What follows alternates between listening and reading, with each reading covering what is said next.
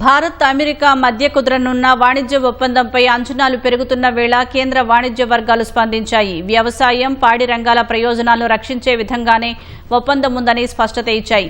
వరి, గోధుమ, మొక్కజొన్న, సోయాబీన్, పాల ఉత్పత్తులు, చక్కెర రంగాలను ఒప్పందం పరిధి నుంచి మినహాయింపు ఇచ్చినట్లు వివరించాయి. ఆహార భద్రతతో పాటు రైతుల ప్రయోజనాలకు ఏ ప్రమాదం ఉండబోదని పేర్కొన్నాయి. అమెరికన్ వ్యవసాయ దిగుమతులపై పరిమితులు విధించడం వల్ల భారత రైతులు పండించే అధిక భాగంపై ప్రభావం ఉండదని కేంద్ర ఉన్నతాధికారులు తెలిపారు. అమెరికన్ బాదం, జీడిపప్పు, పెకాన్లు, వాల్నట్లు, పిస్తా పప్పులు వంటి ఎంపిక చేసిన కొన్ని డ్రై ఫ్రూట్లను దిగుమతి చేసుకోనున్నామని, సాధారణం కన్నా ప్రీమియం ఉత్పత్తులకే ప్రాధాన్యత ఇచ్చామని వివరించాయి. దేశంలో సగానికి పైగా వ్యవసాయంపై ఆధారపడి జీవిస్తున్నారని, మార్కెట్లోని విదేశీ ఉత్పత్తులను అనుమతించబోమని ఇప్పటికే కేంద్ర మంత్రి శివరాజ్ చౌహాన్ తెలిపారు. ఒప్పందం భారతీయ వ్యవసాయానికి ప్రమాదాల కంటే కొత్త అవకాశాలను సృష్టించేలా ఉంటుందని చెప్పారు. కాగా మరికొన్ని రోజుల్లో ఒప్పందంపై భారత్, అమెరికా సంయుక్త ప్రకటన చేయనున్నాయి.